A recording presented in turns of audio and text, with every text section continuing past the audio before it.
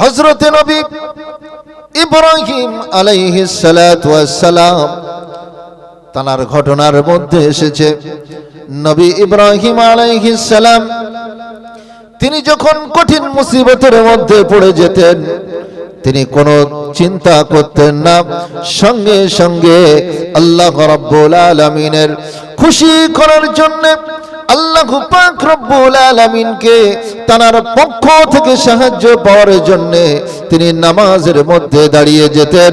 নামাজের মধ্যে দাঁড়িয়ে যে আল্লাহর কাছে বলতেন, আল্লাহ রে, আমি তো তোমার গোলাম, আমি তোমার পয়গম্বর নবী ইব্রাহিম, আজ যদি আমি ইব্রাহিম আমার এই কঠিন মুসিবত, এই কঠিন দুর্দিনের সময় তুমি প্রভু তুমি যদি আমাকে হেফাজত না করো, তুমি যদি আমাকে সাহায্য না করো, আমি ইব্রাহিম কঠিন মুসিবতের মধ্যে পড়ে যাব।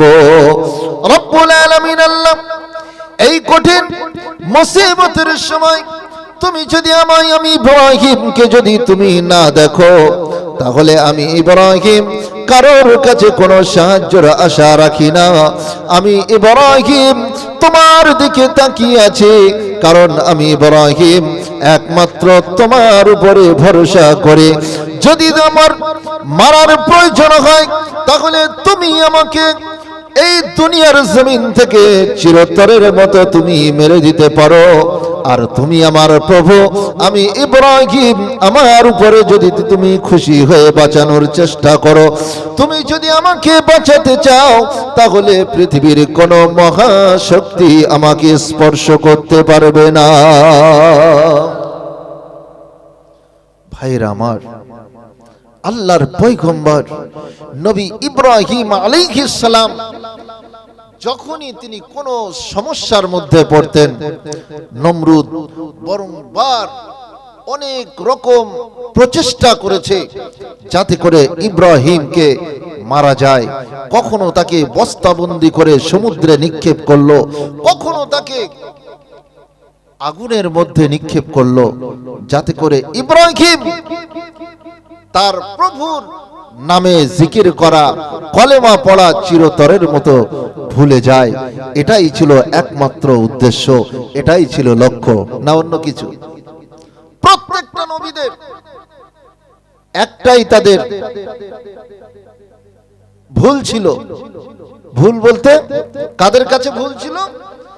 সেই সময় যে বাদশা নবী মুসা আলাইহিস সালাতু ওয়াস সালামের সময় ফিরাউন নবী মুসার ভুল ধরলো, এ মুসা রে, তুমি তোমার ওই কলেমা তুমি বাদ দাও, আনা রব্বুকুমুল আ'লা, আমি ফিরাউন, আমি হলাম সবথেকে বড় প্রভু। কে বললো এটা? ফিরাউন। নবী মুসা আলাইহিস সালাম শুনেছিলেন? শুনেননি। কেন শুনেননি? ইব্রাহিম নবী আলাইহিস সালাতু ওয়াস সালাম, নবী মুসা আলাইহিস সালাতু ওয়াস সালাম কেউ তাদের নেতার কথায় লাব্বাইক সাদিয়াকা এই কথা কেউ বলেননি।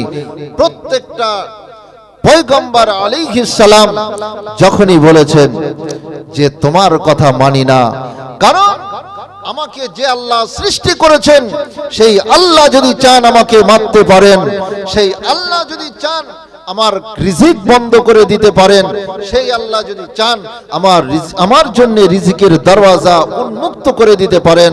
অতএব আমি তোমার মতো নেতার অনুসরণ কেন করব? তোমার মতো মানুষের গোলামি কেন করব? তোমার মতো মানুষের আমি রব বলে কেন স্বীকার করব?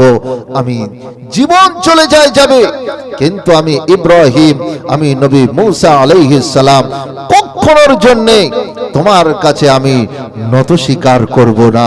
জোরে বলুন সুবহান। ভাইরা আমার, ইমানের তাৎপর্য কেমন দেখুন।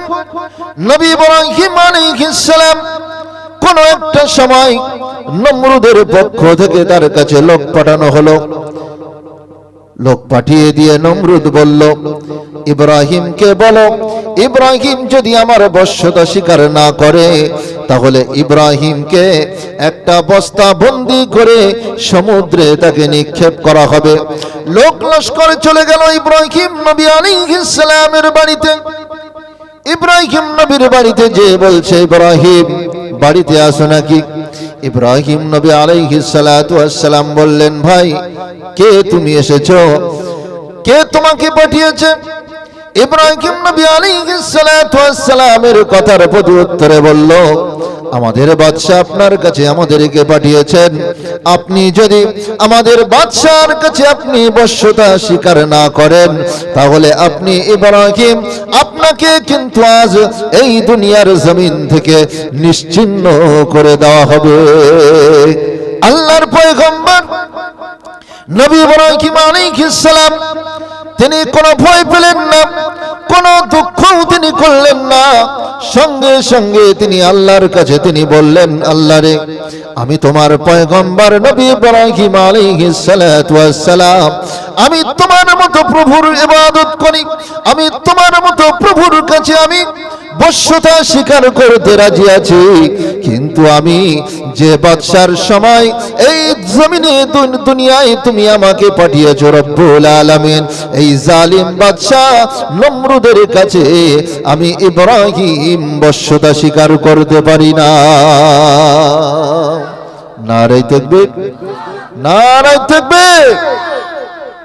আল্লাহর পয়গম্বর নবী ইব্রাহিম আলাইহিস সালাতু ওয়াস সালামের এই কথার পরিপ্রেক্ষিতে নমরুদের লোক লস্করেরা চক্ষু রাঙিয়ে ইব্রাহিম নবীর দিকে তাকিয়ে বলছে, ইব্রাহিম তুমি কিন্তু ভুল করছো, চরম অন্যায় করছো। একটাবার তুমি কি চিন্তা করে দেখেছো, তুমি তো চুনোপুটে, তুমি তো আজরের সন্তান। তুমি কি জানো যে তোমার পিতা আজর সর্বসময়ের জন্য 24 ঘন্টার মধ্যে ম্যাক্সিমাম সময় নমরুদের কাছে কিন্তু পড়ে থাকে তোমার বাপ। অতএব তোমাকে মারতে কিন্তু আমাদের বাদশার সীমিত সময়ের কিন্তু প্রয়োজন হবে না। অতএব তুমি চিন্তা করে দেখো, যদি তোমার কলেমা তুমি বাদ দাও তাহলে চিরতরের মতো তুমি বেঁচে যাবে, তোমার সম্মান দেওয়া হবে, তোমার অনেক রকম ভাবে তোমাকে ওয়েলকাম জানানো হবে আমাদের বাদশার দরবারে। আল্লাহর পয়গম্বর নবী ইব্রাহিম আলাইহিস সালাতু ওয়াস সালাম তিনি এবার বলছেন, আল্লাহর পয়গম্বর নবী ইব্রাহিম আলাইহিস সালাতু ওয়াস সালাম বললেন, ও লোক লস্করেরা, ও জালিম বাদশার সেনারা, তোমরা শোনো, আমি আল্লাহ রাব্বুল আলামিনের পয়গম্বর নবী ইব্রাহিম, আমি কখনোর জন্য কোনো ভয় আমি করব না, আমি কখনোর জন্য ভয় করব না। তোমরা মনে করছো ইব্রাহিম হয়তো ভয় খেয়ে যাবে, ইব্রাহিম হয়তো তার জন্য রিজিক বন্ধ করে দেওয়া হবে, ইব্রাহিমের জন্য যদি কোনো প্রকারে যদি তার উপরে কোনো অত্যাচার করা হয়, কশ্চিন কালের জন্য ইব্রাহিম তার প্রভুর আনুগত্য থেকে চুল পরিমাণ সরবে না। নমরুদের লোকেরা বলছে, ইব্রাহিম তোমার জন্য কিন্তু খাদ্য বন্ধ করে দেওয়া হবে, তুমি কোথাও থেকে কোনো খাদ্য তুমি পাবে না। এখনো চিন্তা করে দেখো। আল্লাহর পয়গম্বর ইব্রাহিম নবী আলাইহিস সালাম বলছেন, আমি ওই ভয়ও করি না। জোরে বলো সুবহান। এটা আমার কথা নয়, কুরআনুল কারীম সাক্ষ্য দেয়।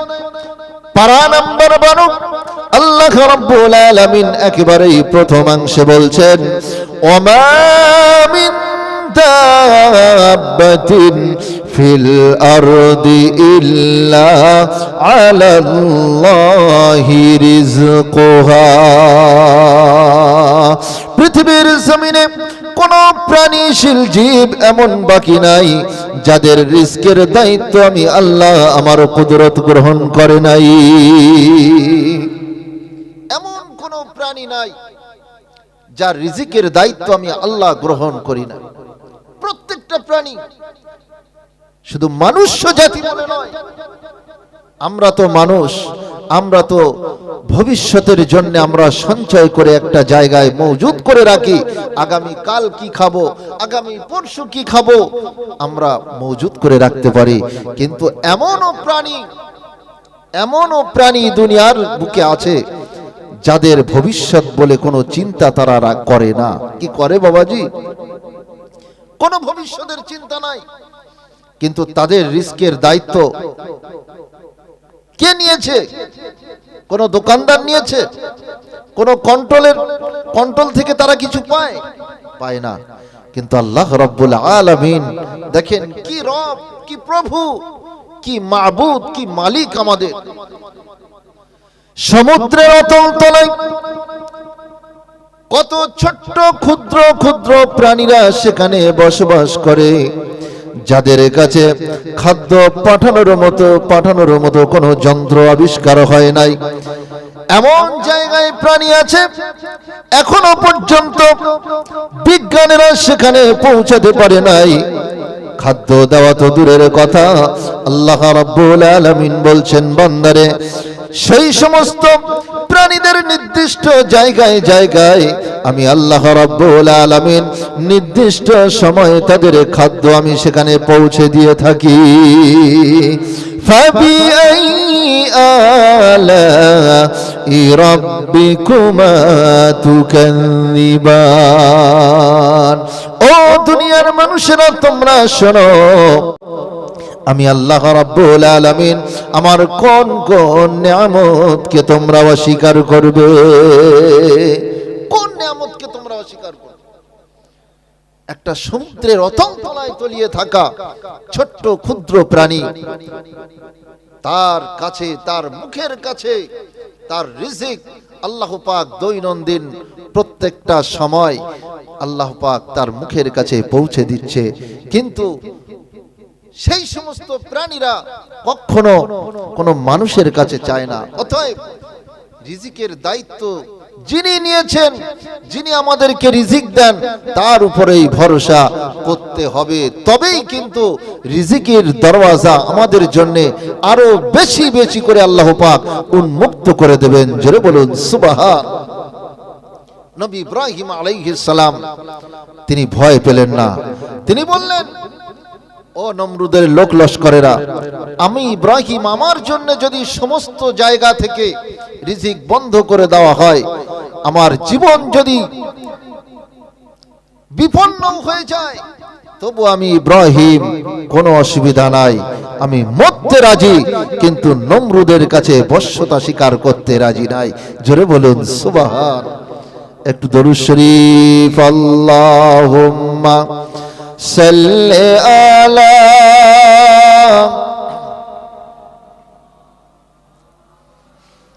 একটু জোরে বলুন, ওয়ালা আলি সাইয়্যিদিনা মাওলানা মুহাম্মাদ। আল্লাহুম্মা সাল্লি আলা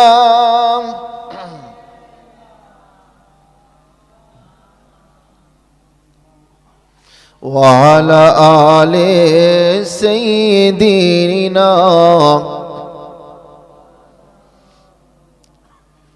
হে রাসূল বুঝি না আমি, রেখেছ বেঁধে মোরে কোন সুতোয় তুমি, রেখেছ বেঁধে মোরে কোন সুতোয়, জানি না গোপনে কেমন করে, জানি না গোপনে কেমন করে, হৃদয় গড়েছ প্রেমের বলায়। হে রাসূল বুঝি না আমি, রেখেছ বেঁধে মোরে কোন সুতোয়। আল্লাহুম্মা সাল্লি আলা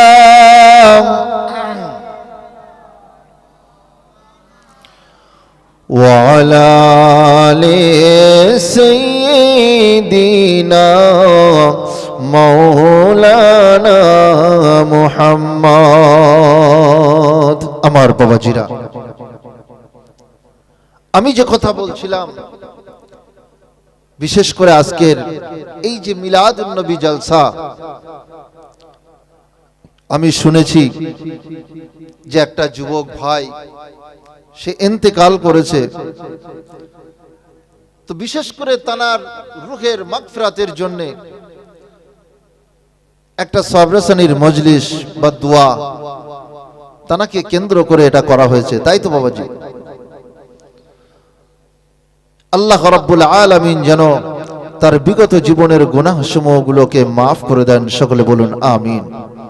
তাকে যেন জান্নাতের মেহমান হিসেবে আল্লাহ পাক কবুল করে নেন, সকলে বলুন আমিন। তো ভাইরা আমার,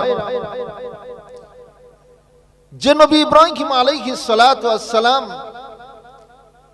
ইমানের এত পরীক্ষা তিনি দিয়েছেন, প্রত্যেকটা জায়গায় কিন্তু তিনি সাকসেস, সফলতা অর্জন করেছিলেন, যার কারণে আল্লাহ পাক নবী ইব্রাহিম আলাইহিস সালাতু ওয়াস সালামের নামকরণ করে পূর্ণাঙ্গ একটি সূরা আল্লাহ তাআলা কোরআনুল কারীমের মধ্যে তিনি কোট করে দিয়েছেন। জোরে বলুন সুবহান।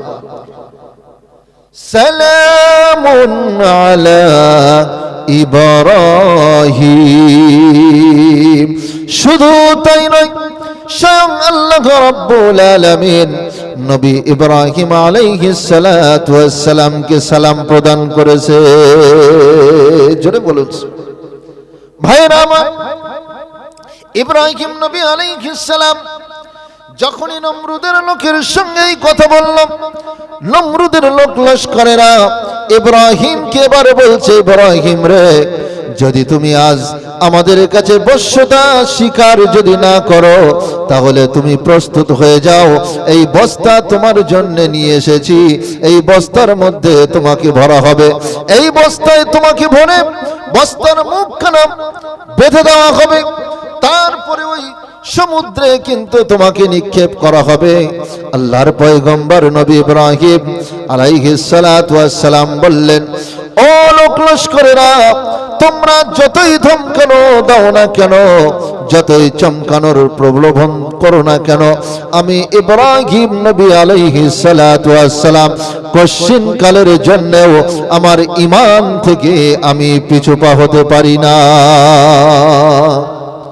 আমি ইব্রাহিম, আমার মতো ইব্রাহিমকে যদি 1000 বার যদি মরতে হয়, আমার জীবন যদি 1000 বার দিতে হয় আমি দেব, কিন্তু নমরুদের বশ্যতা কখনোর জন্য স্বীকার করব না।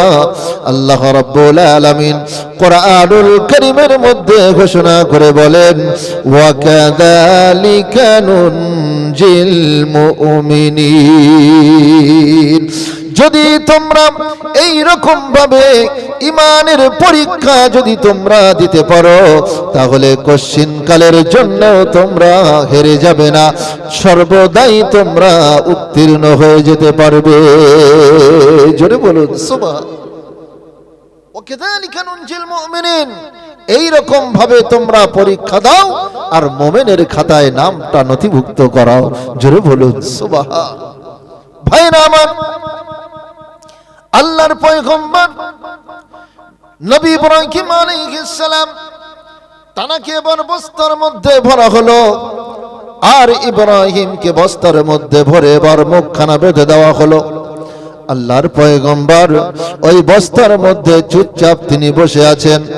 বস্তার মধ্যে বসে আল্লাহর কাছে ফরিয়াদ করে, আল্লাহ, আমি তোমার পয়গম্বর, তোমার কাছে আমি আশ্রয় চাই, তোমার কাছে আমি ভিক্ষা চাই, তোমার কাছে সাহায্য চাই, কারণ তুমি কোরআনুল কারীমের মধ্যে ঘোষণা করে বলেছো, ইয়্যাকা না'বুদু ওয়া ইয়্যাকা নাস্তাঈন। জোরে বলুন আল্লাহু আকবার। এই আয়াতে কারিমা প্রত্যেকটা উম্মতে মুহাম্মাদি মানুষ দৈনন্দিন 5 ওয়াক্ত নামাজের মধ্যে একাধিকবার এই আয়াতে কারিমা তেলাওয়াত করে, কিন্তু এই আয়াতে কারিমার মধ্যে আমরা কি যে বলছি, এটা শুধু জবান দিয়ে বলেই আমরা শেষ করতাম না, সমাপ্ত করতাম না। এই আয়াতের উপরে যদি আমরা আমল করতে পারতাম, তাহলে আমাদের ঈমানের বিপন্ন অবস্থা এমন হতো না। ঠিক কি না? যে আয়াত আমরা পড়ি, ইয়াকা না'বুদু ওয়া ইয়াকা নাস্তাঈন, দৈনন্দিন এই সূরা ফাতিহার মধ্যে এই যে আয়াত আমরা কতবার পড়ি বলুন তো? কিন্তু এই আয়াতের মধ্যে কি বলছি? ইয়াকা না'বুদু, আমরা তোমার ইবাদত করি, ওয়া ইয়াকা নাস্তাঈন, এবং আমরা তোমারই পথে চলতে চাই। কিন্তু আমরা যেটা মুখ দিয়ে বলি সেটা কি আমরা মানি? মেনে কি আমরা দেখাতে পেরেছি? পারি না। এই জন্যই কিন্তু আমাদের ঈমানের ঘাটতি। আর যখন বিপদে পড়ি তখন আমরা যদি আল্লাহর কাছে সাহায্য চাই, তখন আল্লাহ কি করে আমার আপনার কথা শুনবে? যখন বিপদে পড়বো তখন আল্লাহকে, আর বিপদ থেকে যখন উদ্ধার হয়ে গেলাম তখন তো আর আল্লাহকে ডাকার প্রয়োজন মনে করি না। আমরা হলাম সেই রকম জাতি, সেই রকম মুসলমান। মুসলমান কয়েকটা কোয়ালিটির আছে বাবাজি, কি কথা ঠিক না ভুল? অনেক কোয়ালিটির মুসলমান আছে। কিছু মুসলমান আছে যে শুধু কোরআনুল কারীম তেলাওয়াত করে, শোনে, কিন্তু তার উপরে আমল করে না। মুখ দিয়ে বলে কিন্তু সেই অনুযায়ী আমল করে না। আর আমল যদি না করে তাহলে তার ঈমানের দুর্বলতা থাকবেই থাকবে। কখনোর জন্য ওই মুখের মন্ত্র তন্ত্র দিয়ে যে মন্ত্রই সে পড়ুক না কেন, তার দোয়া কোনো কাজে আসবে না। আসবে না।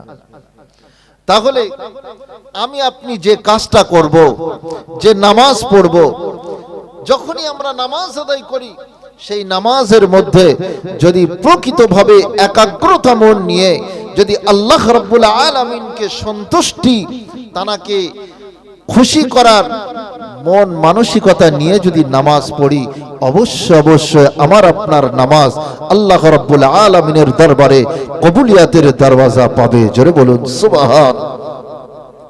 আল্লাহ রাব্বুল আলামিন কুরআনুল কারীমের মধ্যে ঘোষণা করেছেন, قد أفلح المؤمنون الذين هم في صلاتهم خاشعون والذين هم عن اللغو معرضون والذين هم للزكاة فاعلون والذين هم لفروجهم حافظون। আল্লাহ রাব্বুল আলামিন মুমিনদের চরিত্র, মুমিনদের গুণাগুণ নিয়ে একাধিকটা কথা এই সূরা মুমিনুনের মধ্যে তিনি ঘোষণা করেছেন যে যারা প্রকৃত মুমিন হবে তাদের লক্ষণগুলো কেমন হবে। তারা তাদের নামাজের উপরে যত্নবান হবে, নামাজের মধ্যে এমন যত্নবান হবে। এবং আল্লাহ রাব্বুল আলামিন বলছেন নামাজের মধ্যে সিজদা, রুকু, খুশু, খুজু যা কিছু আছে আল্লাহ রাব্বুল আলামিন ঘোষণা করে বলেন যারা নামাজের মধ্যে যত্নবান হয়ে যারা নামাজ কায়েম করবে, একমাত্র তাদের নামাজ আল্লাহর দরবারে কবুলিয়াতের জায়গা পাবে। আল্লাহ রাব্বুল আলামিন বলছেন নামাজের মধ্যে যদি তুমি যত্নবান না হও, নিজের ইচ্ছা মতো নামাজ পড়বে, ঠুকঠাক করে দুইটা সিজদা দেবে আর তুমি বাড়ি চলে যাবে। নামাজ তো অনেক মানুষ পড়েই না। জুম্মার দিন না গেলে যুবক চিন্তা করছে, আরে নামাজ তো এক সপ্তাহ তো পড়ি না, ওক্তীয় নামাজ, আজকে জুম্মার নামাজ। সবাই যাচ্ছে, গ্রামের মানুষ, বাপ, চাচা, দাদু, দাদা সবাই যাচ্ছে, বন্ধু বান্ধব। আমি সেলিম কি আমি অমুক, আমি যদি বাড়িতে এইভাবে বসে থাকি, রাস্তায় বসে আছি, আমার নিজেরও খারাপ লাগছে, তো যাই। তার মানে কি, যে যাতে সমাজের চোখে আমি খারাপ না। বেচারা নামাজে গেল, ইমাম সাহেব 2 রাকাত জুমার ফরজ নামাজ যেই শেষ করলো, দোয়া শেষ হলো, অমনি চম্পট বাড়ি চলে আসলো। তার মানে কি, যে নামাজ আল্লাহকে খুশি করার জন্য পড়েনি, পড়েছে কি আল্লাহর জন্য? আল্লাহকে খুশি করার জন্য পড়েনি। ওর বন্ধু বান্ধব যাচ্ছে, সেই দেখে ও গিয়েছে। অন্য তার বাপ, তার দাদু, তার চাচারা খারাপ বলবে, সেই জন্য ও নামাজে গেছে। এই জন্য আল্লাহ রাব্বুল আলামিন বলছেন, বান্দারে, নামাজ যদি তুমি খামখেয়ালি নামাজ পড়ো, নিজের ইচ্ছা মতো নামাজ পড়ো, ওই নামাজের 4 পয়সা দাম নাই। নামাজ যদি পড়ো, সূরাতুল মুমিনুনের মধ্যে তুমি নামাজ কেমন করে পড়তে হবে, নামাজের মধ্যে কেমন করে যত্নবান হতে হবে, এই সূরা মুমিন থেকে তুমি শিক্ষা নাও, সেই অনুযায়ী নামাজ কায়েম করো, তবেই তুমি তোমার নামাজ আমার দরবারে কবুলিয়াত হওয়ার আশঙ্কা তুমি করতে পারো। জোরে বলুন সুবহান। আল্লাহ রাব্বুল আলামিন কুরআনুল কারীমের মধ্যে ঘোষণা করে বলেন, বান্দারা তোমরা শোনো, যদি আমার কাছে তোমরা সাহায্য পেতে চাও, তাহলে আমি রব্বুল আলামিন তোমাদের জন্য ঘোষণা দিলাম, সাহায্য পাইতে গেলে, সাহায্য চাইতে গেলে, সাহায্য পাওয়ার মতো কোনো আশঙ্কা যদি তোমরা করো, তাহলে দৈনন্দিন সূরাতুল ফাতিহা তোমরা তেলাওয়াত করবে। আর এই সূরাতুল ফাতিহার মধ্যে আমি আল্লাহ আমার কাছে তোমাদের চাওয়া হয়ে যাবে। সূরাতুল ফাতিহা উম্মুল কুরআন, সূরাতুশ শিফা। এই সূরার নাম কি? সূরাতুশ শিফা। এই সূরার অনেক নাম আছে। তো আল্লাহ রাব্বুল আলামিন বলছেন, এই সূরাটা যদি তোমরা তেলাওয়াত করো নামাজের মধ্যে, তাহলে এই সূরার মধ্যে আমার কাছে চাওয়াও হয়ে যাবে, আর এই সূরার মধ্যেই আমি আমার বান্দাদেরকে আমি দিয়ে থাকি। জোরে বলুন সুবহান। তো ভাইরা আমার, আমি যে কথা বলছিলাম, আল্লাহর কাছে চাইতে গেলে, আল্লাহর কাছে পেতে গেলে প্রথম নম্বরে যে জিনিসটা আমার আপনার স্ট্রং, মজবুত থাকতে হবে, সেটার নাম হলো ঈমান। জোরে বলুন সুবহান। এই ঈমান যদি আমার আপনার মজবুত না থাকে, তাহলে কখনোর জন্য, কশ্চিন কালের জন্যও আমার আপনার ইবাদত আল্লাহর দরবারে মকবুলিয়াতের দরওয়াজা পাবে না। এই ঈমান যাদের ছিল, ঈমান যাদের মধ্যে মজবুত ছিল, কেমন ভাবে মজবুত করেছিলেন, তাদের দেখে আমাদের ঈমানটাকে মজবুত করতে হবে। যার কথা আমি বলছিলাম, যে নবী ইব্রাহিম আলাইহিস সালাতু ওয়াস সালাম এমন একজন আল্লাহর পয়গম্বর, প্রত্যেকটা পরীক্ষার সম্মুখীনে পড়েও তিনি ঈমানের পথ থেকে, ঈমানের রাস্তা থেকে সরষা দানা পরিমাণ তিনি পিছু পা হননি। জোরে বলুন সুবহান। ঈমানের পথে অবিচল থেকে আমার মরণ যেন হয়।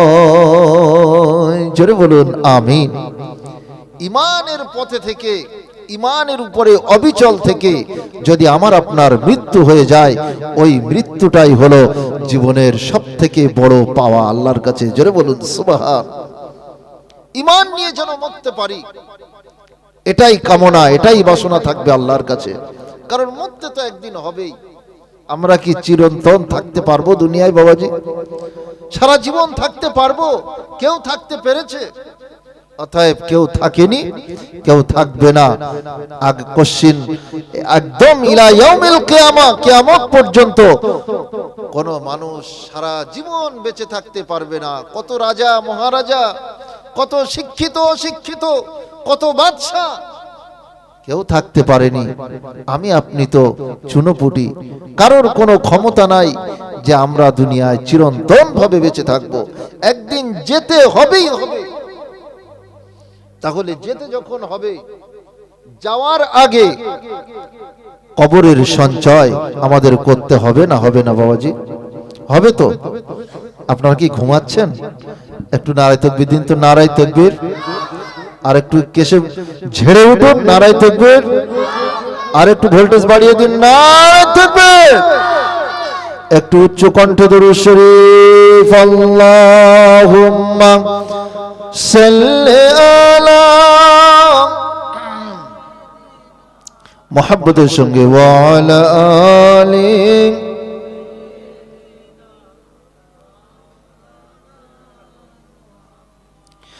আল্লাহুম্মা সাল্লি আলা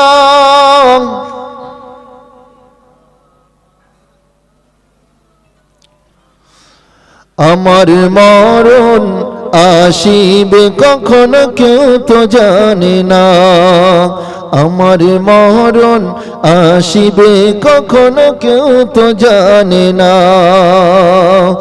আমি মরে গেলে তোমরা আমায় ভুলে যেও না, আমি চলে গেলে তোমরা আমায় ভুলে যেও না। আমার মরণ আসিবে কখনো কেউ তো জানে না। কি কেউ জানে কখন আমার আপনার মরণ আসবে? কেউ বলতে পারে? আল্লাহ রাব্বুল আলামিন মৃত্যুর ফেরেশতা হযরতে আজরাইল আলাইহিস সালাতু ওয়াস সালাম, কারোর বাধা কি তিনি মানেন? কারোর কথা কি তিনি শোনেন? কারোর সুপারিশ কি তার কাছে কোনো কাজে লাগবে বলে মনে হয়? কোনো দয়া মায়া কিছুই নাই। এই জন্যে মৃত্যু একদিন হবে, তার আগে আমাদেরকে তৈরি থাকতে হবে। কথা ঠিক না ভুল? এই জন্যে কবি বলছেন, আমার মরণ আসিবে কখনো কেউ তো জানে না। এই দুনিয়ায় চিরজীবন থাকার জায়গা না, অন্ধকার কবর যে আমার আসল ঠিকানা। ও ভাই, এই দুনিয়ায় চিরজীবন থাকার জায়গা না, অন্ধকার কবর যে তোমার আসল ঠিকানা। সবাই রেখে আমায় চলে যাবে, সঙ্গী হবে না। সবাই রেখে তোমায় চলে যাবে, সঙ্গী হবে না। আমার মরণ আসিবে কখনো কেউ তো জানে না। আল্লাহুম্মা সাল্লি আলা মাওলানা মুহাম্মদ ওয়া আলা আলি সাইয়্যিদিনা।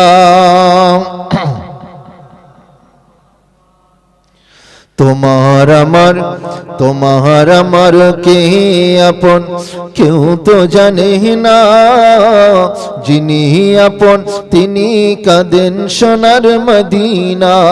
ও ভাই, যিনি আপন তিনি কাঁদেন সোনার মদিনা। সেই নবীজির দিদার পেতে চলো মদিনা। ও ভাই, সেই নবীজির দিদার পেতে চলো মদিনায়। আমায় মরণ আসিবে কখনো কেউ তো জানে না। নারে তাকবীর, নারে তাকবীর। আলহামদুলিল্লাহ। যে কথা বলছিলাম, আল্লাহ রাব্বুল আলামিন কুরআনুল কারীমের মধ্যে ঘোষণা করে বলছেন, ইযা জাআ আজালুহুম লা ইস্তাখিরুনা সাআতাও ওয়া লা ইস্তাকদিমুন। মৃত্যু একদিন তো হবেই, কিন্তু মৃত্যু কার, কখন, কোথায়, কোন অবস্থায়, কিভাবে হবে এটা কি কেউ বলতে পারে বাবাজি? কেউ পারে? আমি মাওলানা জাকির হোসেন, আমার বাড়ি সেই বসিরহাট, প্রায় 2 ঘন্টার ড্রাইভিং করে আপনাদের এখানে এসেছি। তো আমি এখান থেকে জলসা সেরে আমি আমার গন্তব্যস্থল বাড়ি পর্যন্ত পৌঁছাবো, এই গ্যারান্টি দেওয়ার মতো ক্ষমতা কি আমার আছে বাবাজি? নাই। কাজেই আল্লাহ পাক রব্বুল আলামিন বলছেন, বান্দা কিসের অহংকার, কিসের মাতব্বর, কিসের তাকব্বরি তুমি দেখাও? তুমি কখন মরবে, কখন কি অবস্থায় কোথায় পটকে যাবে এটা তুমি নিজেই জানো না, আর তুমি এত অহংকার করে দুনিয়ায় চলো কিসের জন্য? তুমি একটাবার কি ভেবে দেখেছো? ভাইরা আমার, আল্লাহর কোরআন এর মধ্যে ঘোষণা করে বলেন, ইযা জাআ আজালুহুম লা ইস্তাখিরুনা সাআতাও ওয়া লা ইস্তাকদিমুন। যখন মানুষের মৃত্যু তার ঘনিয়ে আসবে, মৃত্যুর সময় যখন চলে আসবে, আল্লাহ রাব্বুল আলামিন বলেন ইদা জাআ আজালুহুম লা ইস্তাখিরুনা, যখন মৃত্যুর সময় তার কাছে চলে আসবে, লা ইস্তাখিরুন, সামান্যতম সময়ও ওই বান্দার জন্য আর দেওয়া হবে না, সামান্যতম সময় তার আর দেওয়া হবে না। যে ভাই নামাজ এতদিন পড়িনি, আমার এক্ষুনি মরতে হবে, আজরাইল তুমি অন্তত 5টা মিনিটের জন্য আমাকে একটু সময় দাও, আমি একটু শুধু ওযু করব আর 2 রাকাত নামাজ পড়ব। আল্লাহর ফেরেশতা হযরতে আজরাইল আলাইহিস সালাতু ওয়াস সালাম লা ইস্তাখিরুন, কোন সময় দেবে না। দেবে ভাইরা আমার, আল্লাহর ফেরেশতা হযরতে আজরাইল আলাইহিস সালাতু ওয়াস সালাম তানার কাছে যখন মৃত্যুর পরওয়ানা জারি হয়ে যাবে, আল্লাহ রাব্বুল আলামিন যখন বলবেন আজরাইল রে পৃথিবীর জমিনে অমুক বান্দার জান কবজ করে নিয়ে আসো, কারণ আমার ওই বান্দা কখনোর জন্য আমার হুকুম মানে নাই, আমার ওই বান্দা আমার পবিত্র নামের জিকির করতে পছন্দ করে না, আমার ওই বান্দা আমি রব্বুল আলামিন আমার কোরআনুল কারীম অনুযায়ী তার জীবনকে বাস্তবায়ন করতে চায় না, আমি রব্বুল আলামিন আমার উপরেও ঈমান আনতে পারে নাই। হে আজরাইল, ওই ব্যক্তি যদি তোমার কাছে সামান্যতম সময় যদি তোমার কাছে চাই, খবরদার খবরদার লা ইস্তাখিরুনা সাআ, কখনোর জন্য তুমি যেন কিঞ্চিত পরিমাণ সময় তাকে তুমি দেবে না, কিঞ্চিত পরিমাণ সময় তুমি যেন ওই মানুষটাকে দেবে না। আর যদি ওই জায়গায় কোনো ঈমানদার মানুষ যদি হয় যে তার মৃত্যুর সময় ঘনিয়ে এসেছে, যদি প্রকৃত ঈমানদার হতে পারে, আল্লাহ রাব্বুল আলামিনের হাবিব বলেছেন যদি প্রকৃতভাবে কোরআনুল কারীমের উপরে আমলকারী মানুষ যদি হয়, তাহলে আল্লাহর রহম যে তার উপরে হবে। আল্লাহ যদি চান সময় তার জন্য আল্লাহ পাক বরাদ্দ করে দেন। জোরে বলুন সুবহান। কি বরাদ্দ করতে পারেন না? অনেক ঘটনা আছে যে আল্লাহ রব্বুল আলামিনের কিছু কিছু বান্দাদের মৌতের সময় আল্লাহ রব্বুল আলামিন এমন একটা পরিস্থিতির সম্মুখীন করে দিয়েছিলেন যে তাদেরকে সময় দেওয়া হয়েছিল, তারা নামাজও কায়েম করেছিলেন, আল্লাহর কাছে দোয়া চেয়েছিলেন, তারপরে তাদেরকে জান হরণ করা হয়েছিল। যেমন ছিল একজনের নাম করি হযরতে ইমাম হাসান হুসাইন রাদিয়াল্লাহু তাআলা আনহু। জোরে বলুন সুবহান। তাকে সময় দেওয়া হয়েছিল, তিনি সময় চেয়েছিলেন যে আমাকে শহীদ করা হবে, আমাকে একটু সময় দেওয়া হোক। আজকের দিনটা কোন দিন? আজকের দিনটা জুম্মার দিন। আমি ইমাম হুসাইন রাদিয়াল্লাহু তাআলা আনহু আমি শুধু 2 রাকাত জুমার নামাজটা আদায় করব। জোরে বলুন সুবহান। জীবনের শেষ প্রান্তে এসেও সালাত তিনি ভুলেননি, নামাজকে তিনি ভুলেননি, নামাজ তিনি আদায় করে তবেই শাহাদাত বরণ করেছিলেন। জোরে বলুন সুবহান। আর আমরা কোন রকম ভাবে নামাজ আমরা পড়তে চাই না। জুম্মার দিনে যদি যাই 2 রাকাত নামাজ পড়ে আমরা শুধু বাড়িতে কখন যাব, কখন মসজিদ থেকে বার হব, এই চিন্তা চেতনা আমার মধ্যে থাকে। ভাইরা আমার, কোরআনুল কারীম বলে যদি কোনো মানুষ প্রকৃতভাবে যদি আল্লাহ পাক রব্বুল আলামিনের উপরে ঈমানকে যদি মজবুতির সঙ্গে যদি রাখতে পারে, প্রকৃতভাবে যদি মজবুতির সঙ্গে আনতে পারে, আল্লাহ রাব্বুল আলামিনের হাবিব আমার আপনার নবী মুহাম্মদুর রাসূলুল্লাহ সাল্লাল্লাহু আলাইহি ওয়াসাল্লাম ঘোষণা করে বলেন, ও আমার উম্মতেরা, যদি তোমরা ঈমান আমার একজন সাহাবী হযরতে বিলাল, আমার একজন সাহাবী হযরতে আনাস রাদিয়াল্লাহু তাআলা আনহু, এই সমস্ত মানুষ, এই সমস্ত আমার সাহাবী, তারা কত কষ্ট করেছে ঈমানটাকে আনতে। তাদের মতো যদি তোমরা তোমাদের ঈমানটাকে মজবুতি করতে পারো, তাহলে কোনো ভয় তোমাদের মধ্যে থাকবে না। জোরে বলুন সুবহান।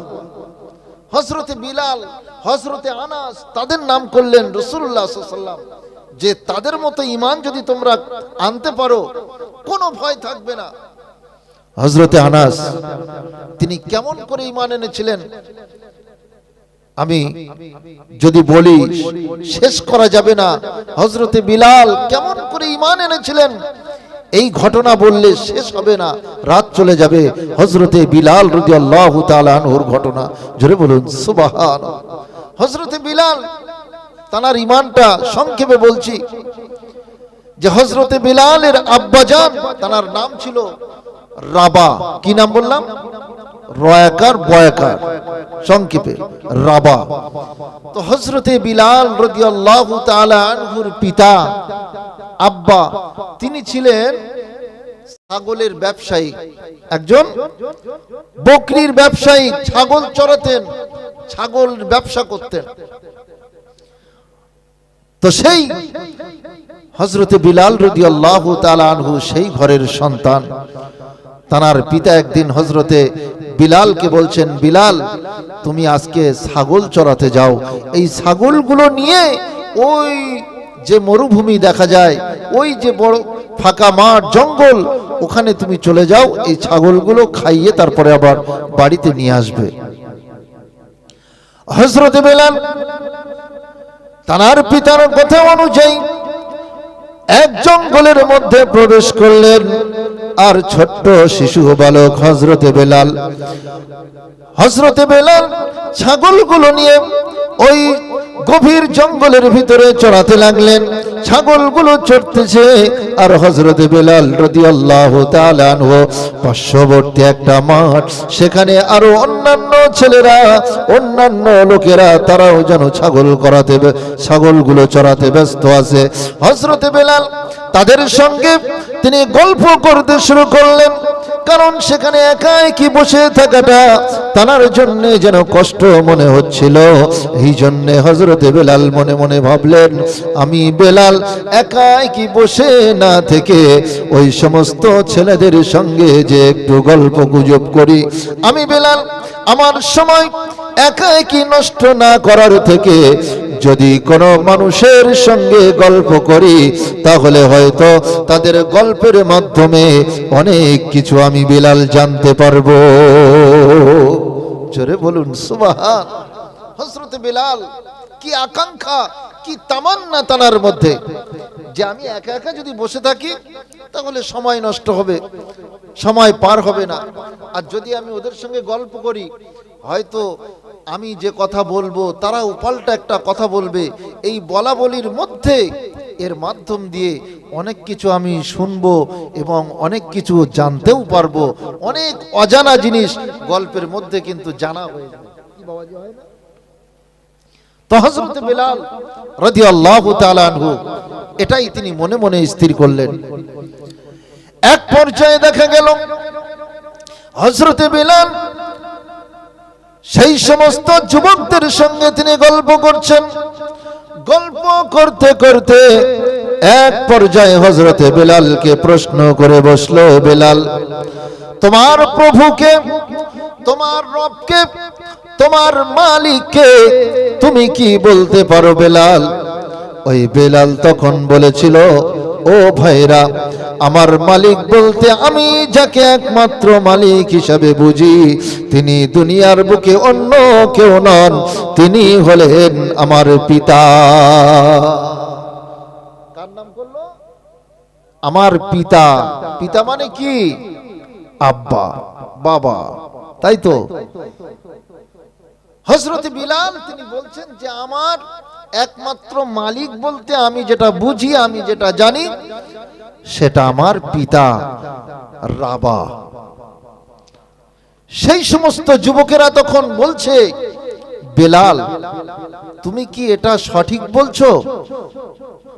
হযরত বেলাল বললেন, ভাইরা, সঠিক হোক আর বেঠিক আমি সেটা বলতে পারি না, কিন্তু নিশ্চিতভাবে আমি এতটুকুন বলতে পারি, আমি বেলাল, আমার একমাত্র মালিক যদি কেউ হয়, আমার প্রভু, আমার মালিক, আমার রিজিক দাতা বলতে যদি তোমরা একাধিকবার প্রশ্ন করো, তাহলে আমি একবার শুধু নয়, একাধিকবার তোমাদের প্রশ্নের প্রতি জবাব স্বরূপ আমি আমার আব্বা জানের নামটাই শুধু আমি করব।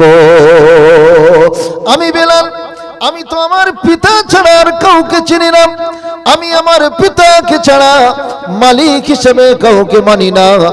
বন্ধুরা তখন বলল, বেলাল, না না না, তুমি তোমার পিতার কাছে যে তুমি প্রশ্নটা করবে, তোমার পিতা যদি তোমার প্রশ্নটা শুনে নেওয়ার পরে তোমার পিতা যদি তোমাকে এই কথা বলে যে, হে বেলাল, তুমি ঠিক বলেছো, আমি হলাম তোমার পিতা আর আমি হলাম তোমার মালিক, তাহলে আমরা আজ যুবকেরা আজ থেকে তোমার কাছে আমরা বলে দিলাম, আমরাও কশ্চিন কালের জন্য আমাদের পিতাকে ছাড়া অন্য কাউকেও আমরা প্রভু হিসাবে মানব না।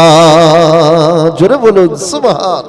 একটু বুঝবেন, যুবকগুলো বলছে যে, বিলাল, তুমি তোমার পিতার কাছে যে প্রশ্ন করবে যে, আব্বা, আমি বেলাল, আমার পিতা আপনি, তো আপনি কি আমার প্রভু, আপনি কি আমার মালিক? তোমার পিতা যদি বলে যে হ্যাঁ আমি তোমার মালিক বেলাল, তাহলে আমরাও আজ থেকে আমাদের পিতাকেই আমরা মালিক হিসাবে মানব। দেখেন ঈমান কোথা থেকে আসবে, কেমন ভাবে ঈমান আসবে, আল্লাহ রাব্বুল আলামিন আগে থেকেই ঈমানের গন্ধ, ঈমানের স্নিগ্ধ হযরতে বিলাল রাদিয়াল্লাহু তাআলা আনহুর নাকের কাছে আল্লাহ পাক পৌঁছে দিতেছেন। জোরে বলুন সুবহান। ভাইরা আমার, বাবাজিরা, হযরতে বিলাল তিনি আর বিলম্ব করলেন না, তিনি কোন রকম ভাবে দেরি না করে ছুটে ছুটে ছুটে ছুটে চলে গেলেন নিজের বাড়িতে। নিজের বাড়িতে যে বললেন, আব্বাজান, ও আব্বাজান, আমি আপনার সন্তান বেলাল, আমি আপনার কাছে প্রশ্ন রাখতে চাই।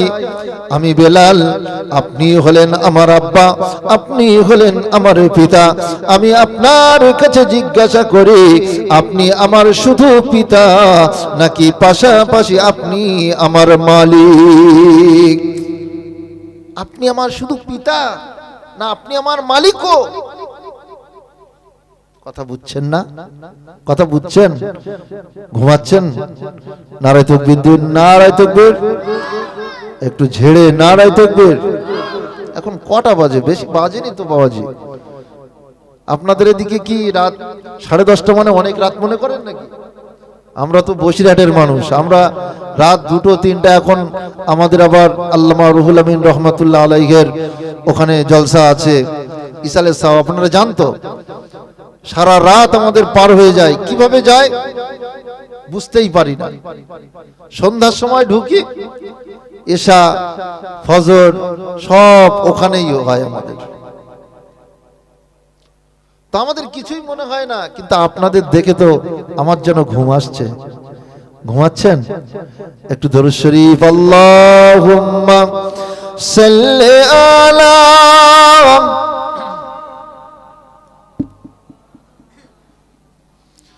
وعلى آل سيدنا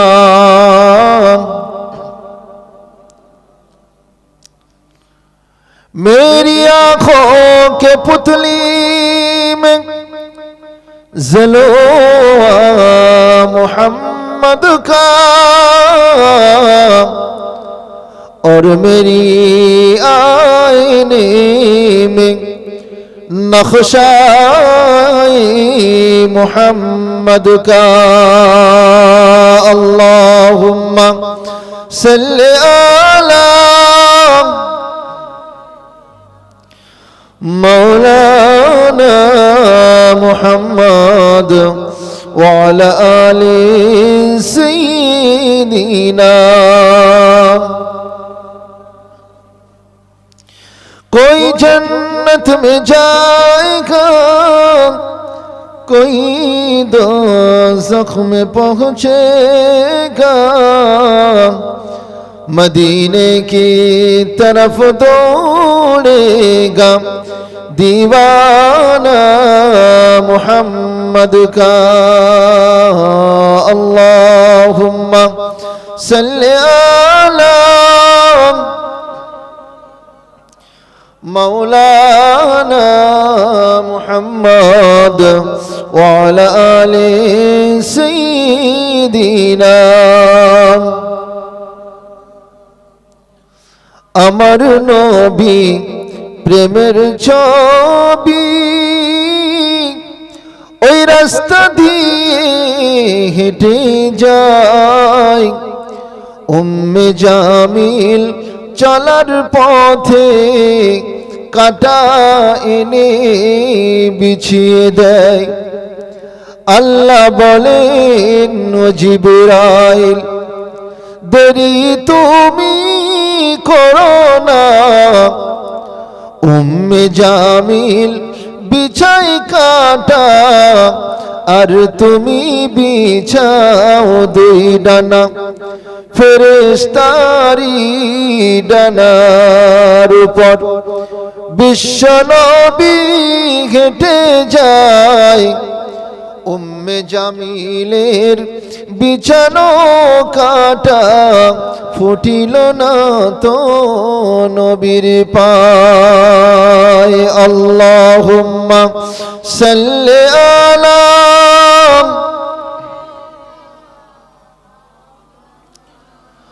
ওয়ালা আলি সাইয়্যিদিনা জিবরাইল বলেন নবীজি চিন্তা আপনি করবেন না উম্মে জামিল বিছাই কাটা আর আমি বিছাই দুই ডানা ফেরেশতার ওই ডানার উপর বিশ্ব নবী হেঁটে যায় উম্মে জামিলের বিছানো কাটা ফুটিল না তো নবীর পায় আল্লাহুম্মা সাল্লি আলা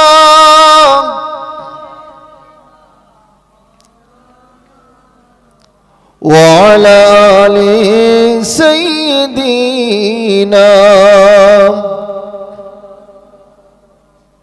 আলহামদুলিল্লাহ মনে আছে হযরতে বিলাল রাদিয়াল্লাহু তাআলা আনহু তিনি যখন পিতার কাছে এই প্রশ্ন রাখলেন তার পিতা এবার বলছেন বিলাল তুমি কি এমন আজীব প্রশ্ন করেছো এতদিন যাবত আমার কাছে তো তুমি এমন কোন প্রশ্ন করো নাই হযরতে বিলাল বললেন আব্বাজান আপনি তাড়াতাড়ি করে আমার প্রশ্নের প্রতি জবাব আপনি দিন এর উত্তর পাওয়ার জন্য আমি বড় ব্যাকুল হয়ে গেছি হে আমার আব্বাজান আপনি বিলম্ব করবেন না আপনি দেরি করবেন না আপনি যত শীঘ্রই তাড়াতাড়ি করে এই প্রশ্নের উত্তরটা আপনি আমাকে একটু দিন জোরে বলুন সুবহান ভাইরা আমার বাবাজিরা হযরতে বিলাল রাদিয়াল্লাহু তাআলা আনহুর আব্বাজান ওই সময় বললেন সন্তান হে আমার পুত্র বিলাল তুমি শোনো আমি একমাত্র তোমার পিতা আমি শুধু পিতা হয়েই তোমার জন্য সমাপ্ত কিন্তু কখনোর জন্য আমি তোমার পিতা তোমার মালিক আমি হতে পারবো না জোরে বলুন হযরত বিলাল বললেন আব্বাজান তাহলে আমার মালিক যিনি আমার মালিককে আমাকে জানতে হবে আপনি যদি আমার মালিক না হন, আপনি যদি আমার মালিক না হতে পারেন, তাহলে আমার মালিকটা কোথায় আছে, আমার মালিক কোথায় অবস্থান করে আমার আব্বাজান, তাড়াতাড়ি করে আপনি আমাকে বলে দিন। আমি বেলাল আমার মালিককে আমি তালাশ করতে চাই। জোরে হবে না সুবহানাল্লাহ, নারে তাকবীর। আমার আব্বাজান, আপনি আর দেরি করবেন না, আপনি বলুন আমার মালিক কোথায়, আমার মালিকের তালাশ আমি করব, আমার মালিককে আমি খুঁজবো, আমার মালিকের কাছে আমি যাব, আমার মালিককে পাওয়ার জন্য আমি বড় ব্যাকুল হয়ে গেছি। বিলাল, জোরে বলুন সুবহান। ভাইরা আমার, বাবাজিরা, হযরত বিলালের আব্বাজান আর দেরি করলেন না। হযরত বিলালের আব্বাজান তিনি সঙ্গে সঙ্গে বললেন, বেলাল রে, আমার সন্তান, তুমি যদি তোমার মালিককে খোঁজ করতে চাও তাহলে আর দেরি করো না, চলে যাও মুহাম্মাদুর রাসূলুল্লাহ সাল্লাল্লাহু আলাইহি ওয়াসাল্লামের কাছে। একমাত্র এই পৃথিবীর বুকে এই সময় যদি কোন মানুষ তার মালিককে যদি ঠিকানা দিতে পারে, তিনি অন্য কেউ নন, তিনি হলেন বিশ্ব নবী মুহাম্মাদুর রাসূলুল্লাহ। যাও, ওই মুহাম্মাদের কাছে যাও, তিনি তোমাকে বলতে পারবেন, তিনি তোমাকে সন্ধান দিতে পারবেন যে তোমার মালিককে, তোমার মালিক কোথায় থাকে, তোমার মালিক কেমন। একমাত্র বর্ণনা যদি শুনতে চাও, জানতে চাও, চলে যাও মুহাম্মাদের দরবারে। চিৎকার মেরে বলুন সুবহান।